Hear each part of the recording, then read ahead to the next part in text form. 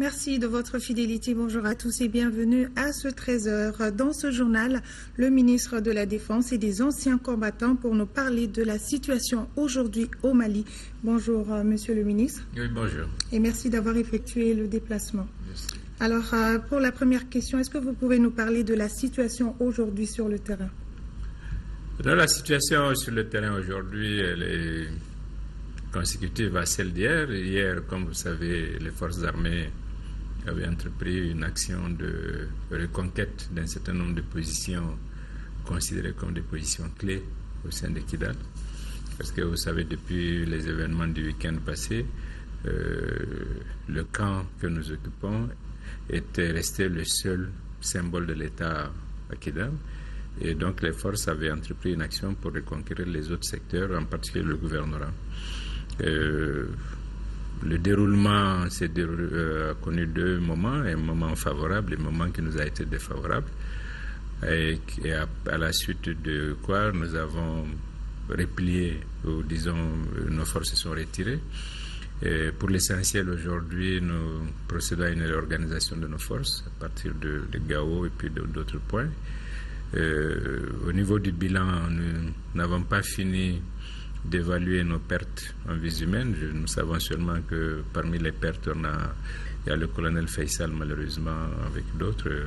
C'est la preuve que c'est toutes les entités nationales, enfin les entités de l'armée malienne qui participent au combat. Nous avons 97 éléments au niveau de camp 2 avec la MINUSMA, parmi lesquels 22 blessés. Et puis, donc, nous essayons de réorganiser nos forces sur le terrain. Nous n'avons pas... Parmi les prisonniers, ils sont beaucoup moins que la propagande de l'autre camp ne le laisse croire. Et pour l'essentiel, nous essayons de regrouper nos éléments, de revoir ce qui a marché, ce qui n'a pas marché, de faire le point, de tirer les leçons pour pouvoir, en attendant d'autres instructions, pour pouvoir nous reconfigurer. Parce que notre état d'esprit, c'est que, vous savez, dans l'histoire militaire, il n'y a aucune nation qui a gagné une guerre sans perdre au moins une bataille. Cette bataille-là ne nous a pas été favorable, mais les objectifs des forces armées, qui sont ceux de l'ensemble de la nation, c'est de faire en sorte que la souveraineté de l'État du Mali s'exerce partout sur le territoire. Et c'est dans cette perspective-là que nous allons nous réorganiser en attendant que nous ayons d'autres instructions et d'autres directives. D'accord. Est-ce que vous pouvez confirmer aujourd'hui la prise de Kidal et de Menaka par les groupes armés? Non, actuellement, nous nous sommes retirés de Kidal. Menaka est sous pression de la part d'éléments majoritairement, que nous estimons majoritairement du Moujao, mais alliés à tous les autres. Parce que vous savez, entre ces groupes-là, il n'y a pas d'étanchéité. Et sur Menaka, nous sommes en relation avec la force Serval, qui est prête à considérer positivement nos demandes d'appui.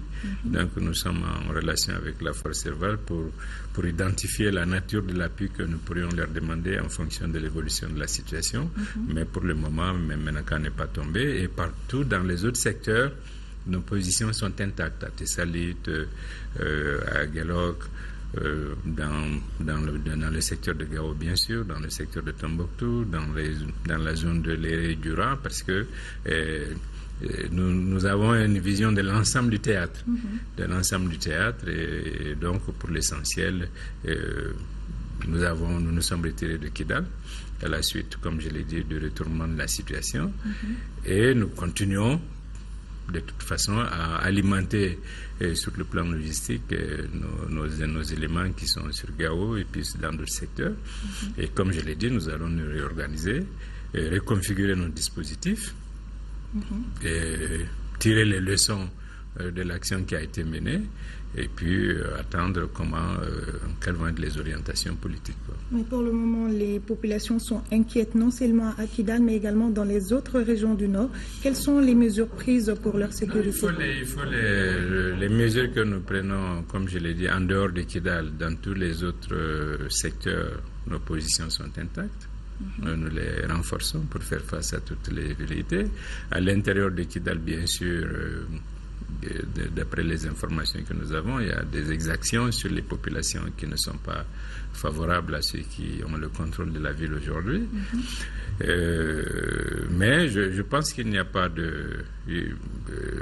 nous souhaitons que la nation, les citoyens se mobilisent, non pas pour servir de relais à la panique ou à la propagande des autres, mais pour servir de soutien à ce que l'État fait actuellement, à ce que le gouvernement fait, à ce que le président fait, pour faire en sorte que la nation se retrouve unie, et même dans ses différences, que l'État puisse asseoir sa souveraineté, son autorité partout.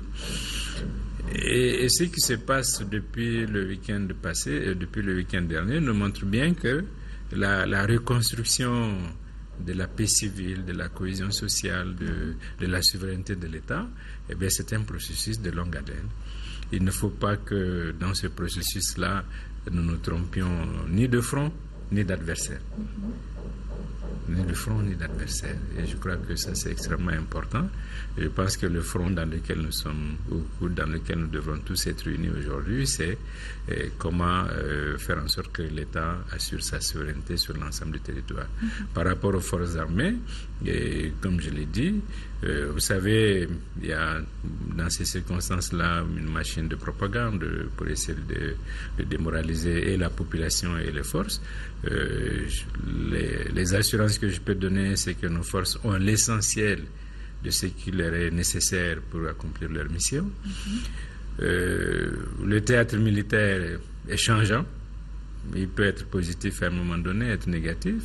Il s'agit pour nous de tirer les leçons de ce qui n'a pas marché et qui a contrarié les objectifs qui étaient les nôtres au moment de cette action-là. Et rester toujours au service du pays, au service de l'État, pour asseoir la souveraineté nationale partout sur le territoire. D'accord. Est-ce que vous avez un appel à lancer pour rassurer la population? Non, mais c'est l'appel que j'ai lancé, c'est celui que j'ai lancé, que j'ai dit tout à l'heure, c'est-à-dire qu'il faut rester mobilisé, mais mobilisé en faveur de ce que nous sommes en train de faire et non pas contre tel ou tel. Par rapport à nos forces, aux forces partenaires, comme je l'ai dit tout à l'heure, avec sur Menaka, nous sommes en train de travailler en relation avec Serval, qui par ailleurs nous assure l'évacuation de nos blessés. Et donc je pense que les uns et les autres, les forces partenaires comme nous-mêmes, nous tirons les leçons de ce qui n'a pas bien marché dans les périodes antérieures et nous essayons d'avancer vers l'objectif qui reste constant et qui est de ramener la paix, mais de ramener aussi la souveraineté nationale partout. Merci bien, Monsieur le ministre. Merci. Voilà, je vous rappelle que nous étions avec le ministre de la Défense et des anciens combattants pour parler de la situation dans notre pays. Nous continuons ce journal. Des affrontements ont eu lieu hier entre les forces armées maliennes et les groupes armés appuyés par les djihadistes. Pour plus de détails, écoutons le ministre Mahaman Babi, porte-parole du gouvernement. Le gouvernement informe l'opinion publique nationale et internationale que des affrontements ont eu lieu aujourd'hui, 21 mai 2014, dans la ville de Kidal, entre les forces armées maliennes et les groupes armés, occasionnant plusieurs blessés et des pertes en vies humaines de part et d'autre. Après quelques heures de combat qui ont permis aux forces armées maliennes de reprendre un temps le gouvernorat de Kidal, nos forces de défense, affaiblies par des problèmes de coordination, de renseignement, ont dû se replier sous le feu nourri de groupes rebelles appuyés par les terroristes d'AQMI et les narcotrafiquants. Des enquêtes en cours permettront de fixer les responsabilités et d'en tirer toutes les conséquences. L'armée est en train de se réorganiser. La situation est suivie de près par les plus hautes autorités du pays. Toutefois, le président de la République, dans son message à la nation du 19 mai 2014, a indiqué que notre priorité est le dialogue. En vertu de cela, et conformément aux souhaits du secrétaire général des Nations Unies, au nom de la communauté internationale, il a instruit un cessez-le-feu immédiat. Tout en regrettant la perte de vies humaines, le Mali reste inflexible sur la nécessité que s'établisse la souveraineté de l'État sur l'ensemble de son territoire national, y compris à Kidal. Cela a été encore une fois affirmé par le Conseil de sécurité des Nations Unies dans son communiqué du 20 mai 2014. Devant la gravité de la situation, toute la nation doit rester mobilisée derrière les autorités nationales pour atteindre cet objectif. Le gouvernement demande à chaque Malienne et à chaque Malien de faire preuve de calme, de sérénité et d'un sens élevé de la responsabilité pour éviter tout amalgame ou toute stigmatisation pouvant entamer la cohésion nationale et nuire à la qualité des relations avec les partenaires du Mali. La MINUSMA, la force Serval et les représentants de la communauté internationale ne doivent pas être inquiétés. Ils ne sont pas nos ennemis. Nos ennemis communs sont les terroristes et les narcotrafiquants. Notre combat commun est celui de la restauration de la souveraineté nationale sur l'ensemble du territoire. Et nous le gagnerons. Le gouvernement communiquera régulièrement sur l'évolution de la situation et des consultations seront prochainement organisées avec l'ensemble des forces vives de la nation. Le ministre de l'Intérieur et de la Sécurité, celui en charge de la solidarité, de l'action humanitaire et de la réconciliation du Nord, ont rencontré hier après-midi les ex-otages. Objectif annoncé, la compassion du gouvernement et les premières mesures d'accompagnement. Dieu merci, les ex-otages se portent bien dans l'ensemble et se disent prêts à aller servir le pays. Cheikh Oumar Sangaré pour les détails. À travers cette rencontre, le ministre de l'Intérieur et de la Sécurité a voulu rappeler toute la compassion du gouvernement aux ex-otages après tout ce qu'ils ont vécu. Ce qui vous est arrivé aurait pu arriver à chacun de nous, d'entre nous. Donc c'était pour vous témoigner cela, dire que vous êtes des Maliens et vous avez accepté d'aller servir au Mali. Nous nous sommes battus pour votre libération, nous nous sommes battus pour que vous soyez ici auprès de vos familles. Nous nous battrons également pour que le Mali ne vous oublie pas. Si nous sommes en train de réussir cette réforme administrative, qui est la décentralisation, c'est vous. Donc vous êtes au début et à la fin de toutes les missions de l'État malien. Aux côtés du ministre de l'Intérieur et de la Sécurité, il y avait celui en charge de la solidarité, de l'action humanitaire et de la reconstruction du Nord qui a annoncé les premières mesures d'accompagnement du gouvernement. Il s'agit d'une enveloppe symbolique remise à chaque victime en plus de la prise en charge médicale. Nous savons que vous êtes arrivés tous absolument démunis et dénudés de tout. C'est déjà de vous faire un premier geste financier absolument symbolique qui vous permettra au moins de gérer le temps pendant lequel vous êtes là. Ça, c'est un premier élément que nous allons faire tout de suite. Le deuxième élément, c'est de vous demander d'accepter de rencontrer l'équipe de la santé mentale. Le ministre ajouta que les cas qui nécessiteront des traitements seront pris en charge par l'État. Les ex-otages ont apprécié ces gestes et se disent prêts à retourner pour servir le pays. C'est vrai que ça a été dur pour nous, on ne peut pas oublier, mais le fait que le président même fasse le déplacement pour nous recevoir, nous sommes très très réconfortés pour ça. Je voudrais tout simplement dire, les Maliens, donnons-nous la main pour que l'histoire ne se répète pas. En réalité, ce n'est pas une question de MELA, ce n'est pas une question de ASUIA, ce n'est pas une question de MAA, c'est une question de coalition des forces du mal contre notre pays. Et je suis sûr et certain que nous serons toujours prêts, et il y a toujours Maliens encore qui sont prêts à servir Kidal. Écho de nos régions accueille une marche de soutien au président de la République, à son gouvernement et aux forces armées du Mali a été organisée par le mouvement Maliko de Caille. Le mouvement a décrié les atrocités qui ont eu lieu à Kidal le 17 mai dernier. Kansuto Kanouté pour les détails. Les populations sont sorties massivement pour répondre à l'appel du mouvement Maliko. Partis de l'Égal Ségou sous un soleil ardent, jeunes, vieux, enfants ont marché jusqu'à la préfecture. Encadrés par des éléments de la gendarmerie, de la police, de la garde nationale, les marcheurs ont remis une déclaration aux autorités qui les attendaient. Dans la lettre, ils expriment leur indignation face aux atrocités qui se sont produites à Kidal lors de la visite du Premier ministre et réitèrent leur soutien aux autorités nationales. Nous demandons à la communauté internationale de mettre tout en œuvre afin de régler définitivement la situation de Kidal. Le préfet du SEC de Caille a aussitôt salué ce geste patriotique des jeunes. Cette marche pacifique ne nous surprend pas. Nous vous donnons l'assurance que tous les bandits qui ont été responsables de ce crime odieux ne seront plus dormir. Ils seront traqués et mis à la disposition de la justice.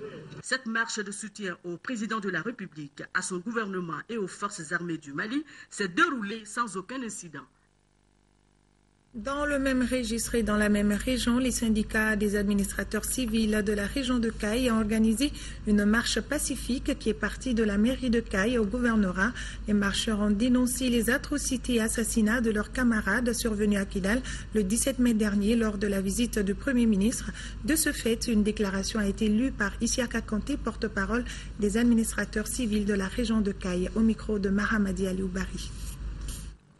Suite au lâche assassinat de nos camarades représentants de l'État perpétrés le samedi 17 mai 2014 à Kidal par des bandits armés du Mouvement national de libération de l'Azawad, associés à des djihadistes, narcotrafiquants de tout genre, nous, militants et sympathisants du syndicat autonome des administrateurs civils et du syndicat libre des administrateurs du ministère de l'administration territoriale, venons par la présente protester et exprimer toute notre indignation face à ces crimes inqualifiables, odieux et abominables, dignes d'une autre époque, commis par des individus sans foi ni loi, qui n'ont aucun respect pour la personne humaine. Nous exigeons alors par la même occasion que toute la lumière soit faite sur les différents assassinats et que justice soit rendue à nos camarades dignes représentants de l'État tombés sur le champ d'honneur. Au demeurant, nous restons toujours disposés, comme nous l'avons toujours d'ailleurs fait par le passé, à tenir nos postes respectifs, à servir l'État avec dévouement et responsabilité, mais dans un environnement plus et mieux sécurisé que ce que nous observons aujourd'hui, où le représentant de l'État pourra sereinement exercer les fonctions qui sont les siennes. Salutations militantes. Également en deuxième région, les syndicats des administrateurs civils et le Conseil régional de la jeunesse ont organisé une marche de soutien au gouvernement et aux plus hautes autorités du Mali pour la libération de Kidal. Ils ont rencontré le chef de l'exécutif. Le reportage de Brahima Koni. Les deux syndicats, SINAC et SILMA, condamnent les lâches assassinats des agents de l'État à Kidal. Libérer Kidal, le Mali est un et indivisible. Ce sont là des slogans qui apparaissent clairement sur les banderoles des deux groupes de marcheurs, à savoir les syndicats des administrateurs et le Conseil régional de la jeunesse de Koulikoro. Nous, en tant que représentants de l'État, nous sommes surtout toujours sur le terrain et nous serons avec le gouvernement et nous serons toujours sur le terrain. Mes chers collègues, Monsieur le maire, jeunes et population de Koulikoro, il y a un nom qui domine toutes nos divisions et domine également nos querelles mesquines, c'est quels que soient les courants philosophiques, quelles que soient nos pensées et quelle que soit notre appartenance à quelque parti politique que ce soit. Ce nom, c'est le Mali. Au Mali d'aujourd'hui, au Mali de demain. Le gouverneur de région Alaï Tessoué estime qu'avec la mobilisation de tous autour des plus hautes autorités du Mali qui incarnent la sérénité et qui savent raison garder, notre pays peut et doit laver l'affront.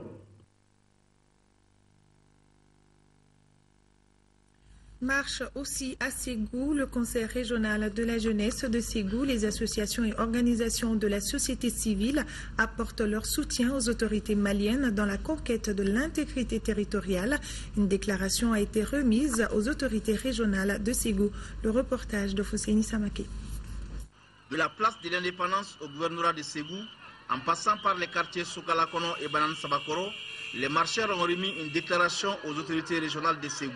Le Conseil régional de la jeunesse de Ségou et l'ensemble des forces vives de Ségou condamnent les lâches assassinats et exécutions sommaires perpétrés contre les civils et autorités administratives de Kidal. Félicite le Premier ministre pour son courage politique et son engagement patriotique. En recevant cette déclaration, le gouverneur de Ségou a salué le courage et la détermination de la jeunesse ségouvienne. C'est un honneur pour l'ensemble du peuple malien d'être rassemblés ensemble pour la cause nationale. Ce qui vient de se passer à Kidal nous interpelle tous. Restons mobilisés derrière nos plus hautes autorités.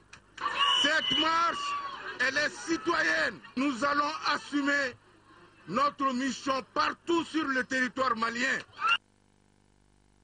Retour à Bamako pour aborder un autre sujet de ce journal. Le syndicat national des postes et des télécommunications a animé ce samedi une conférence de presse, une occasion pour ces syndicalistes de faire part à la presse les difficultés que traversent certaines structures du Sinapostel. Compte rendu Isaac Chinou.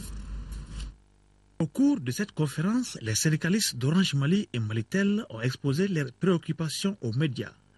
Des préoccupations qui sont entre autres l'exigence du respect des textes régissant les relations du travailleur par les différentes directions, l'effectivité de l'actionnariat salarié et l'arrêt de l'externalisation. Le secrétaire général de Sinapostel, Sirou Diarra, a fait part de la détermination des syndicats à se battre jusqu'au bout et dans les règles de l'art. Nous avons voulu initier cette conférence de presse pour faire voir à l'opinion les problèmes qui traversent ces deux entités. Au niveau de la Sotelma, il s'agit du capital de la Sotelma. Au niveau de Orange Mali, il y a autre problème. On a voulu évoquer de moindres sensibilités, bien sûr, et la nécessité de créer des alliances syndicales au niveau des différentes entités. Pas dans le sens de nuire ce qui est fait, mais dans le sens d'apporter, d'inciter vraiment le décideur à voir très clairement dans la courtoisie. Cette sortie du Sinapostel devant la presse entre dans le cadre de sa commémoration de la Journée mondiale des télécommunications et de la société de l'information. Une journée qui vise à mieux faire comprendre les possibilités que l'utilisation de l'Internet et des autres technologies de l'information et de la communication peut offrir. Sur un tout autre plan, 2 lycéennes ont été retenues pour représenter le Mali au concours international de la langue chinoise cette année. Le concours a été organisé par l'ambassade de Chine en collaboration avec le lycée Askia Mohamed. Reportage Nohom Sissoko. Siré Keita du lycée Oumarba de Kalabankura et Fatmata Anna Dambélé de Notre-Dame du Niger sont les récipiendaires de ce test. 12 candidats, dont 8 filles, venus de 5 lycées, ont étalé leur savoir-faire linguistique et artistique de la culture chinoise. Les 2 sont retenus pour prendre part à la 7e édition du concours international Passerelle vers la langue chinoise. La connaissance de la langue chinoise est d'actualité selon le proviseur du lycée Askia Mohamed.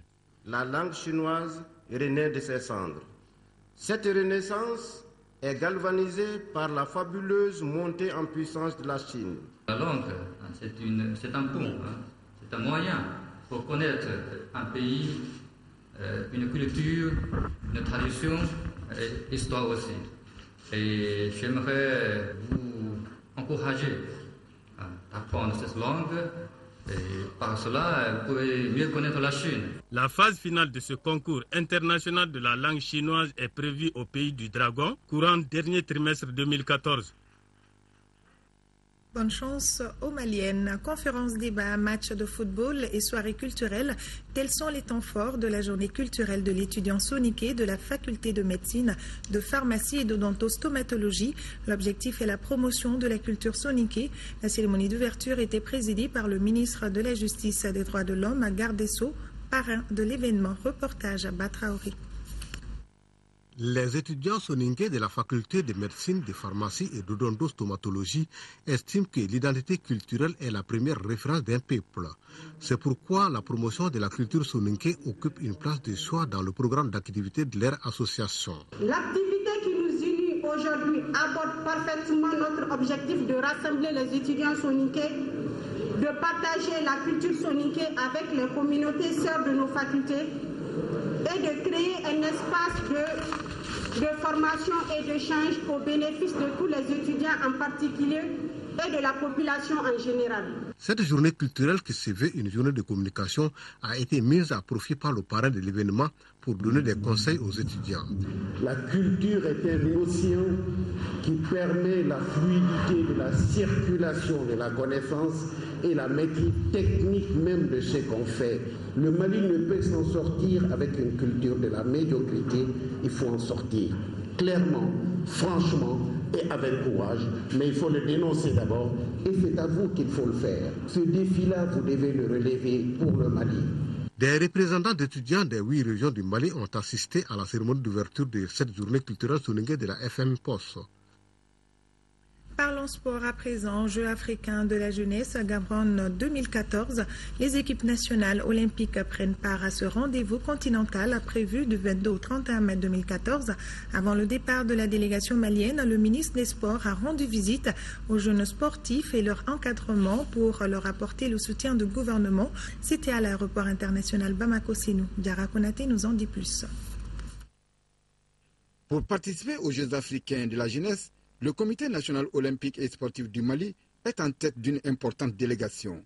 À cette compétition, le Mali sera représenté par une équipe minime de football, des équipes juniors de basket, tennis et des combattants de judo, de taekwondo et de l'escrime. Cette participation malienne est rendue possible grâce à l'amitié et la fraternité de l'État algérien. L'Algérie aujourd'hui a affrété un avion spécial pour venir faire escale à Bamako ici, chercher nos athlètes, les transporter au Botswana.